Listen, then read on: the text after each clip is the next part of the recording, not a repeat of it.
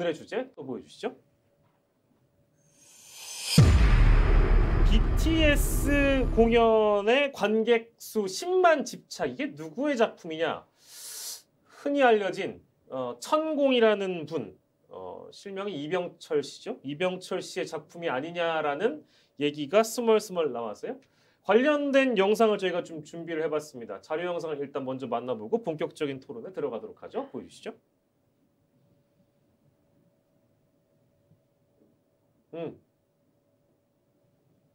네, 이게 지금 MBC의 보도로 지금 저희가 준비한 내용인데요. 허허 벌판입니다. 여기서 이제 원래는 하이브와 부산시가 협의하에 공연을 하려고 했었다고 해요. 근데 결과적으로는 어떻게 됐느냐? 아시아드 주 경기장으로 결론이 바뀌어서 더 탐사의 보도에 따르자면 이상한 대목들이 이 배경에 많이 있다. 이런 얘기들이 있고요. 국민의힘 관계자의 말을 빌려서 실제 국민의힘 내부에서는 천공 때문이다. 이런 의견도 있다고 하네요. 그 대목도 좀 들어볼까요? (2030년) 부산 세계 박람회 유치를 기원하는 방탄소년단의 콘서트 장소와 관련해 가장 고려했던 부분이 10만 명의 관객을 수용할 수 있는지의 여부였다는 보도가 있었습니다. 이와 관련해서 당내 분위기는 어땠습니까? 아닌 게 아니라 요즘 당에서도 얘기가 나오고 있습니다. 어떤 얘기를 말씀하시나요? 천공이란 사람 있잖아요. 예. 최근 변희재가 얘기했던 그 권력서열 1위라는 그 사람 말씀하시는 거죠? 예, 맞습니다. 이번에 부산에서 예정된 BTS 공연도 초기에는 8만 명 규모인 아시아드 주 경기장이 유력했는데 천공이 10만 명이 수용 가능한 곳에서 하라고 언급해서 그렇게 된 거였어요. 지금 정당 내부에선 알면서도 지켜보고 있는 겁니다. 자, 저희가 이제 국민의힘 관계자와의 익명 인터뷰를 시민 언론 더 탐사가 했다는 내용을 좀 보여드렸어요. 국민의힘 내부에는 실제 이런 얘기들도 도나요? 신인규 변호사님? 들어보신 적 있으십니까? 저는 뭐 이런 거에 대해서는 전혀 들어본 적이 없고요. 네네. 지금 이 자료 화면을 보니까 네네. 대충 추측컨대 이제 물론 무속에 의지해서 국정 운영한다 이런 식의 마치 프레임 아니냐 저는 이렇게 네네. 보여지고 네. 저는 사실관계 확인된 게 전혀 없는데 저걸 익명으로 저렇게 해가지고 목소리를 낸다? 이건 전혀 동의할 수 없고 이런 부분에 대해서는 좀 더 문제가 있다면 당연히 짚어야 되겠지만은 네. 조금 더 이런 건 좀 확인이 더 필요하지 않나 저는 네. 이렇게 일단 보여집니다. 근데 저희가 이제 방송 시간과 분량을 포함했을 때 상당한 가정과 추측을 두고 질문을 드릴 거라는 점 미리 좀 말씀을 드리고요. 이게 언론 보도에서 드러난 게 만약에 사실이라고 하더라도 실제 지금 더 탐사에서 단독이라고 내건 것이 10만에 대한 언급을 천공 스승이라는 분이 하셨다는 얘기잖아요. 강의 중에. 그죠? 그리고 그 강의 중에 나왔던 내용을 토대로 해서 국민의힘 익명 관계자와 인터뷰한 것을 두고 이건 천공 때문이라는 보도를 한 것입니다. 근데 잠깐 얘기하셨지만 이거 주체가 지금 부산시잖아요.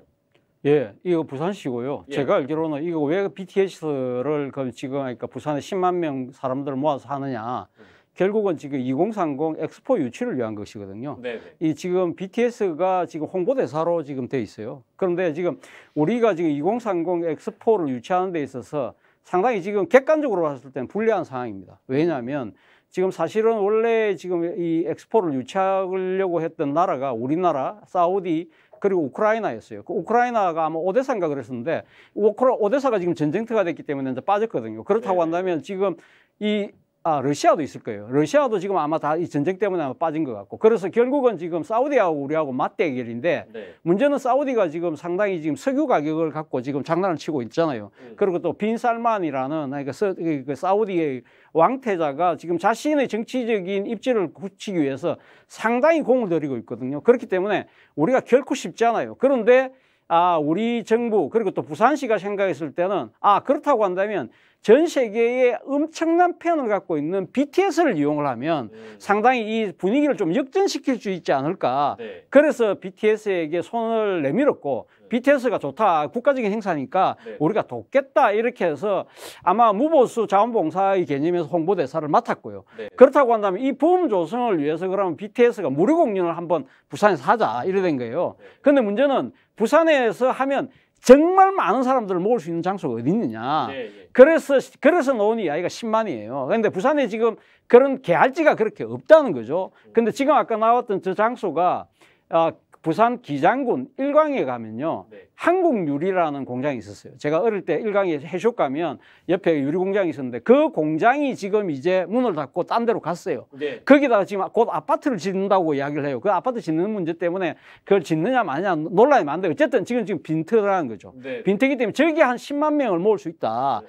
그렇게 보도가 되니까 어디가 문제가 났냐면 해운대가 난리가 났어요. 저기서 해운대에서 차로 오면 한 30분 정도 거리가 될 거예요. 그러니까 이 BTS 공연을 보러 온 사람들이 숙소를 그럼 어디다 할 거냐. 해운대 한다니까 해운대에 지금 방이 동이 난 거예요. 네. 그러면서 막 네. 네. 바가지 요금이 생기고 이러니까 비판 여론이 많이 났고 그리고 또 하나는 저기가 상당히 시 중심가에서 봤을 때는 엄청난 외곽이 한 1시간 정도 거리까지 될 거예요. 그러면 10만 명이 그까지 가는 길이가 쉽지 않다. 물론 지금 이 동해남부선이 전철화되면서 그쪽으로 지나가긴 하지만 그 열차가 그렇게 많이 자주 다니지 않아요. 그렇기 때문에 그럼 10만 명의 사람들을 어떻게 저까지 수송하고 네. 끝나고 나서 돌아올 때는 어떻게 할 거냐. 아비규환이 생긴다. 그 비판, 아까 제가 이야기했던 대로 해운대의 숙박 비용이 엄청나게 뛰어왔다. 그리고 또 하나는 이 시민들의 안전, 끝나고 난 뒤에 야밤에 그러니까 집으로 가는 문제 이런 부분들 때문에 여기가 안 좋겠다. 그래서 결국은 지금 아시아드 주 경기장으로 가는 겁니다. 아시아드 주 경기장은 사직동이 있는데 그거는 전철이 많이 지나고 도시만 가까우니까. 네. 근데 거기는 제가 알기로는 8만 명까지 수용이 가능합니다. 8만. 예, 엄청나게 큰 규모인데 아이파크 그러니까 지금 그 축구팀 전용 구장을 쓰는데 워낙 커서 한 10,000명이 와도 너무 사람이 썰렁해 보이니까 그래서 지금 그 축구팀 아이파크가 주 경기장을 다른 데로 바꾸고 하고 싶어 할 정도로 그 2002년 아시안 게임의 주 경기장이었기 때문에 그 8만 명 정도 모으거든요. 저는 뭐 그래서 다 이 논란이 해소되는 줄 알았는데 네. 그래서 그 아까 10만 명이라는 부분도 네, 네. 그러니까 BTS를 해서 붐업을 조성하는데 최대한 많이 모으자. 네, 네. 그 차원에서 시작된 건 줄 알았는데 느닷없이 천공이라니까 저는 근데 조금 의아하네. 너무 근데 의아한데요 이제 지금. 천공의 얘기는 저희가 이제 마지막 아무튼 저 방송 끝날 때까지 이제 추측의 영역으로 둔다고 네. 하더라도 왜 굳이 10만 명을 고집했는가에 대한 언론 보도를 종합을 해보면 부산시에 물어봤대요. 부산시에 이제 MBC 기자가 취재를 해서 물어봤더니 부산시에서는 하이브 쪽에서 10만 명을 원했던 거다. 그래서 하이브 쪽에 다시 물어봤어요. 다시 물어봤더니 구체적인 설명은 나중에 드리겠다 해서 왜 굳이 10만을 고집해서 저런 허허벌판에서 콘서트를 해야만 했는가에 대한 의문이 풀리지 않았어요. 근데 갑자기 시일을 두고 9월 첫째 주인가요? 여기서 갑자기 천공 영상이 등장합니다. 10만이라는 숫자를 딱 언급하고 BTS 언급하고 허허벌판 부지를 언급함과 동시에 이제 이렇게 얽혀 들어가는 거예요. 자, 신인규 변호사가 이제 살짝 웃어주셨는데 뭐 천공 얘기는 잠깐 차치하더라도 10만은 왜 굳이 고집했어야 됐을까요? 글쎄요, 뭐 저도 그 추측의 영역이긴 내부적으로 합니다. 뭐 추측의 영역이라 참 말이 조심스럽기는 한데 뭐 지금 여러 가지 그 천공 얘기를 하시니까 네네. 뭐 그 영상이 저는 뭐 보지도 못했습니다만은 뭐 영상에서 뭐 그런 얘기를 했나 보죠. 근데 했는 것 같은데 이제 뭔가 이런 그 중요한 국가의 일을 결정함에 있어서 여러 가지 의사를 지금 뭐 표명하는 것들이 맞아 떨어진다. 이러면서 지금 의혹을 제기하는 걸로 저는 이해를 지금 하거든요. 네네네. 그래서 이런 부분에 대해서는 글쎄요, 만약에 이제 그런 것들은 좀 확인이 필요한 확인은 저도 얼마든지 저는 필요하다고 보고 만일 지금 이 천공이라는 이름이 저는 뭐 제가 그쪽 그 무속이나 이 법사 쪽으로 네네. 제가 잘 무지하다 보니까 예. 좀 헷갈리기도 하지만 뭐 천공도 있고 뭐 건진도 있고 여러 사람도 있지 않습니까? 네네네. 저는 이런 분들 정권 초기부터 강력하게 경고를 많이 했었고 또 그럼에도 불구하고 저는 이분들이 영향력을 가지고 지금도 뭐 한다거나 아니면은 영향력이 떨어졌음에도 불구하고 그걸 가지고 뭐 활용할 수도 있겠죠. 네. 이런 것들에 대해서 저는 정권 차원에서는 저는 엄히 다스려야 된다고 보고 예. 이런 부분에 대해서는 뭐 여러 가지 필요한 조치들이 많을 겁니다. 그래서 지금은 지금 10만 건에 대해서만큼은 네. 저는 그 어떤 행정적인 작용 속에 이런 일이 발생할 수 있었는지 이거 좀 확인이 좀 필요할 것 같네요. 그러니까 저 언론사에서도 이제 추가적으로 밝히긴 해야 되겠습니다만 천공의 10만 언급이 누구에게 영향을 줬고 그 영향을 받은 사람이 어떻게 의사결정을 해서 부산시 내지는 하이브 모르겠습니다. 누구에게 영향을 줬는지는 그건 또 지켜볼 일이긴 하죠. 심인규 변호사께서도 확인을 좀 거듭해봐야 된다는 말씀을 주시긴 했는데 사실 정권 초기부터 시작해가지고 어떤 법사, 무속 이 논란은 끊이지 않았던 것은 사실이고 천공조차도 인터뷰를 하면서 뭐 예를 들면 김건희 여사가 뭐 윤석열 당시 총장을 데려와가지고 만난 적이 있다라든지 내가 이런 조언을 해줬다라든지 뭐 신동아의 인터뷰 뭐 이제 여타 이제 YTN과의 인터뷰하면서 언급을 안 했던 건 아니거든요. 그러다 보니까 이제 이런 논란이 뭔가 이렇게 불가피하게 나오는 건 아닌가라는 그런 생각도 좀 들긴 들었어요. 근데 지금 앞서도 이야기했지만 지금 2030 엑스포 유치와 관련해서는 사실은 어떻게 보면 그러니까 상당히 주도적으로 하고 있는 기관이 부산시잖아요. 네. 그러니까 지금 천공이 설사 그런 생각을 갖고 있다라도 그러니까 부산시의 결정권자는 박영준 시장인데 박영준 시장의 그러한 의사결정 구조에 어떻게 개입을 할 수 있을까? 그 영향을 줄 수 있을까? 제가 아는 박영준 시장이라는 분은 상당히 무속이나 이런 부분들은 완전 콧방귀로 아마 이렇게 하실 분인 걸로 알고 있는데 그것이 과연 그게 가능했을까? 또 다른 가능성은 있죠. 아까 지금 그러니까 BTS니까 BTS를 사실상 지금 이제 소유하고 있는 지금 하이브인가요? 네, 하이브의 방시혁 의장. 방시혁 의장 같은 경우도 뭐 그렇게 생각할 수 있겠죠. 사실 방시혁 의장이 제 나이대가 정확하게 잘 모르겠지만 사실은 부산에서 그러니까 저렇게 대규모 관중을 모으는 거는요. 정치적으로 상당히 중요한 포인트에 한 번 있었습니다. 1987년 우리가 그러니까 민주화 이후에 처음 시행됐던 대통령 선거 때 당시 그 통일민주당의 김영삼 후보가 지금은 여러분들이 잘 아시겠지만 수영만 매립지 지금 그러니까 해운대 가시면 해운대에서 약간 그러니까 바다를 매립한 지역이 지금 완전 고층 건물로 그 도배가 돼 있잖아요. 거기가 옛날에는 지금 이 바다를 매립한 허벌판이었거든요. 네. 그때 그 자리에서 김영삼 후보가 100만 명을 모았다. 그래서 완전히 분위기를 이렇게 뒤바꾼 그런 측면이 있어요. 그래서 방시혁 의장이 부산에 가서 뭔가를 한다면 김영삼 당시 후보처럼 한 100만 명 나도 한번 모으고 싶어. 그런 의지가 작동을 해서 그럼 최소한 한 10만 명이라도 모으고 싶다. 그러니까 바다 근처에 있는 계알지가 없습니까? 그렇게 했을 가능성이 저는 좀 더 높지 않을까? 그런 생각이 드네요. 네. 그렇기 때문에 모르겠습니다. 그러니까 천공이라는 분하고 방시혁 의장하고 어떤 또 관계가 있는지는 모르겠습니다만 그러한 그러니까 지금 상당히 세계의 그 한류를 선도하는 상당히 혁신적인 사고를 갖고 있는 것으로 알고 있는 방시혁 의장이 천공이라는 사람의 조언에 따라서 저렇게 움직였다? 그게 합리적인 추측일까요? 근데 꼭 저희가 얘기하는 뭐 하이브 내지는 부산시 관계자 말고도 그쪽에 또 영향을 넣을 수 있는 누군가에게 물론 그렇죠. 뭐 그럴 가능성도 있는 사실은 그러니까 지금 이 정권이 교체되기 전까지만 하더라도 사실 2030 엑스포 유치에 대한 중앙정부 차원의 지원이 사실은 조금은 미비했어요. 그리고 그러니까 사실 그때 그러니까 문재인 정권 때 사실은 그러니까 가덕 신공항을 만들 때 밀어붙인 주요 하나의 이유 중에 하나가 2030 엑스포를 유치를 해서 그걸 갖다가 관문공항으로 써야 된다. 그런 논리를 이야기를 했지만 사실 중앙정부에서는 거의 관심이 없었어요. 그런데 윤석열 정부가 들어서면서 상당히 지금 이제 전 국가적인 차원에서 이걸 지금 밀고 있거든요. 그렇다고 한다면 이러한 그러니까 BTS 공연에도 상당히 중앙정부의 입김이 상당히 미칠 것이고, 그러면 그 중앙정부의 수장은 대통령이잖아요. 그렇다고 한다면 그러면 뭐 이거 천공과의 관계를 그렇게 엮어가면 뭐 그럴싸하게 보이지만 과연 윤 대통령께서 그런 정도의 지금 그 조언을 듣고 이걸 갖다가 일종의 압력을 행사했을 것이라고 보기에는 너무 좀 황되지 않냐? 황되다는 생각이 드네요. 저는 사실 이런 뭐 천공 이름이 나오는 것 자체가 우리 윤석열 정부엔 도움이 전혀 되지 않을 겁니다. 그러니까 이런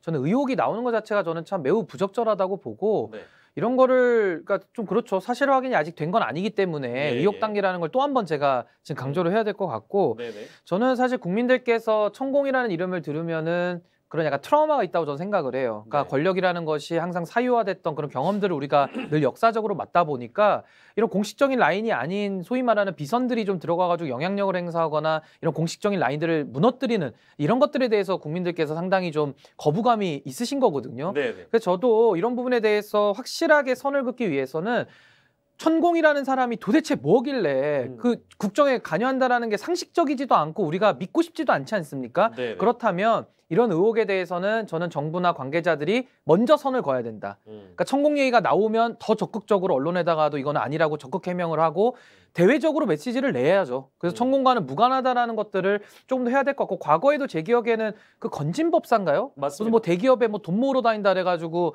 대통령실에서 아마 입장을 낸 것 같아요. 경고를 했죠. 예, 그러니까 네. 그런 식의 적극적인 대처를 통해서 이걸 끊어내야지 네. 지금 끊어내지 않으면 이런 의혹들이 자꾸 제기되고 저는 이런 의혹을 막 마구잡이식으로 이제 투망식으로 던지는 이제 언론들도 더 신중해야 된다고 저는 보고요. 예. 그래서 이 부분에 대해서는 먼저 선을 좀 확실하게 긋는 것이 정부에 도움이 될 것이다. 네. 저는 이렇게 봅니다. 이제 거듭 같은 입장을 계속 보여주실 것 같은데 또 제가 별로 신 변호사가 좋아하시지 않는 얘기를 또 꺼낼 거라서 왜냐하면 이분이 미국에 갔다는 거예요. 지금 미국에 체류 중이고 미국에서 강연을 하려고 했는데 더 탐사라는 그 보도에 따르자면 본인들이 어떤 이 천공에 대한 문제를 제기하고 나서 강연이 취소가 됐고 여전히 그분은 미국에 머무르고 있으나 아니 어떻게 된 거냐? 대통령 내외 순방 외교가 일정이 겹친다. 이게 기막힌 우연 아니냐? 이제 이런 식의 의심 내지는 의혹이 제기가 되고 있고 이제 이거는 이제 더 탐사라는 언론 보도에 따르면 그렇다는 얘기고요.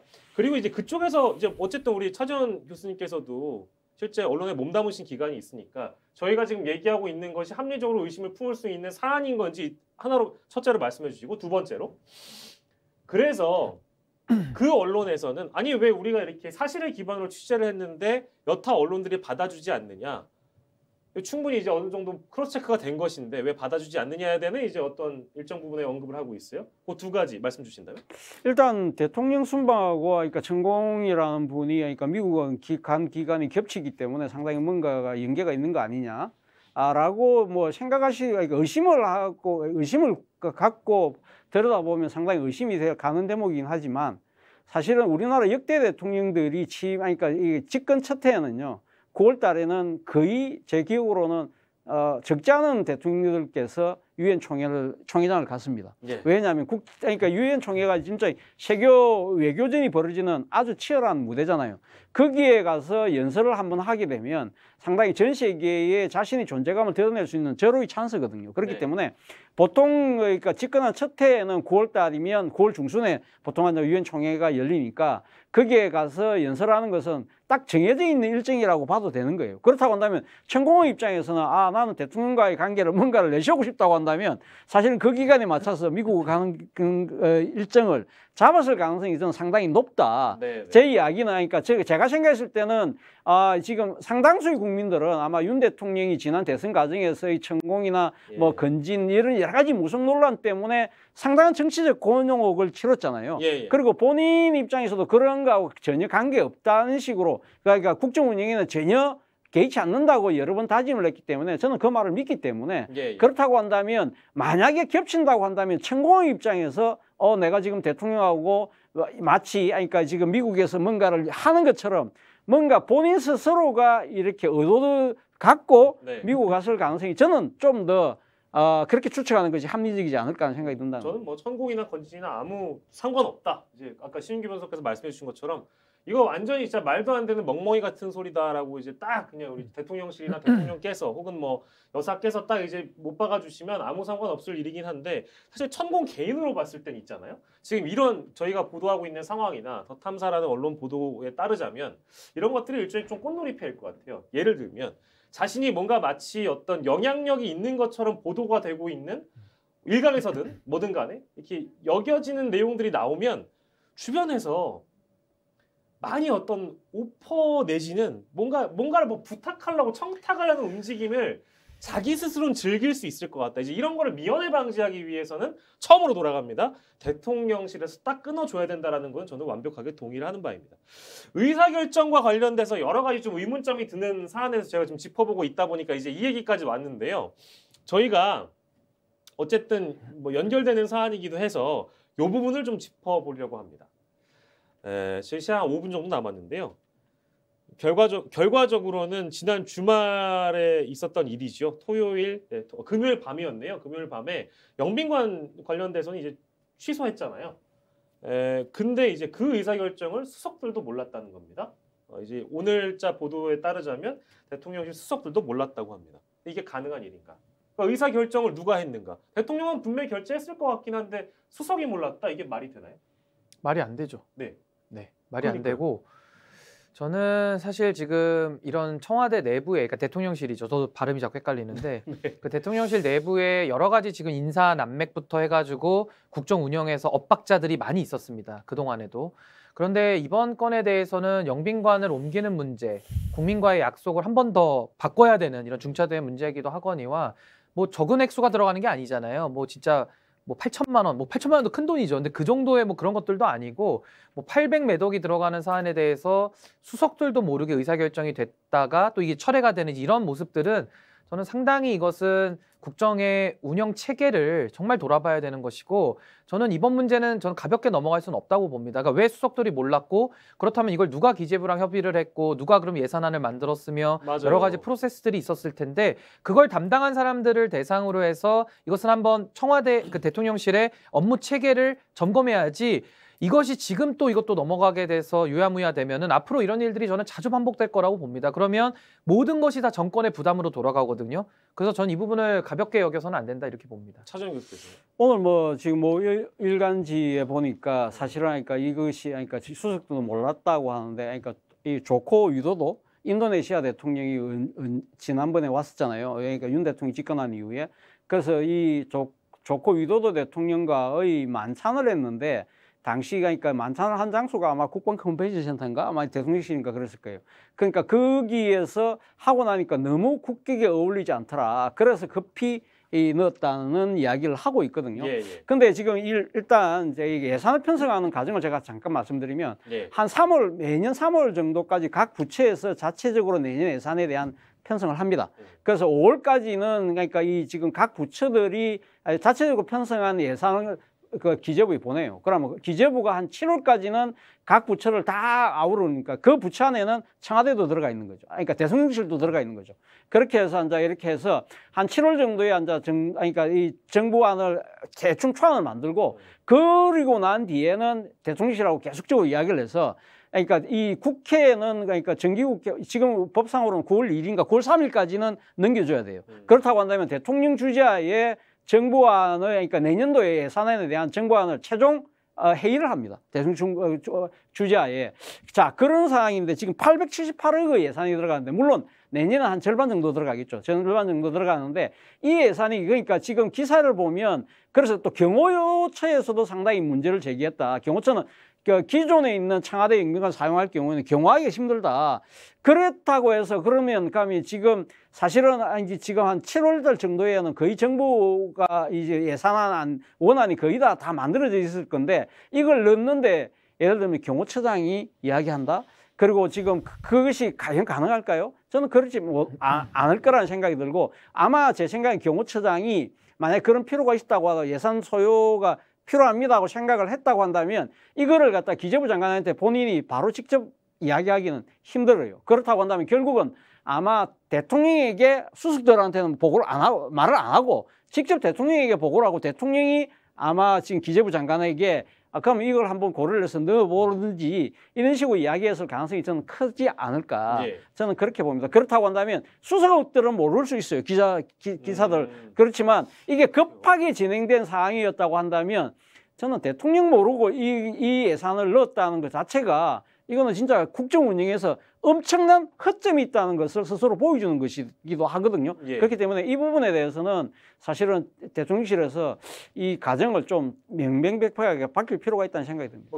예. 저는 이 말씀만 드리고 싶은 게 네네네. 영빈관이라는 거 뭐 800억도 크지만은 그게 뭐 은밀하게 할 일이 아니잖아요. 근데 은밀하게 했다라는 것은 저는 어떤 다른 의도가 있는 거 아니냐라는 합리적 의심을 자아낼 수 있기 때문에 문제가 있는 것이고, 만에 하나 이것이 소통의 부재라고 한다면은 지금 대통령실 안에서 소통이 잘 안 이루어지고 있다는 뜻 아니겠습니까? 그러니까 은밀하게 했든 소통이 안 됐든 둘 다 문제다. 그래서 이 부분은 좀 차제해. 이거 자꾸 해서 뭐 정쟁화하는 거 저는 야당도 그렇게 해서는 안 된다고 보고, 이 시스템을 좀 잡아가는 데에 좀 노력을 더 해야 된다. 저는 이렇게 봅니다.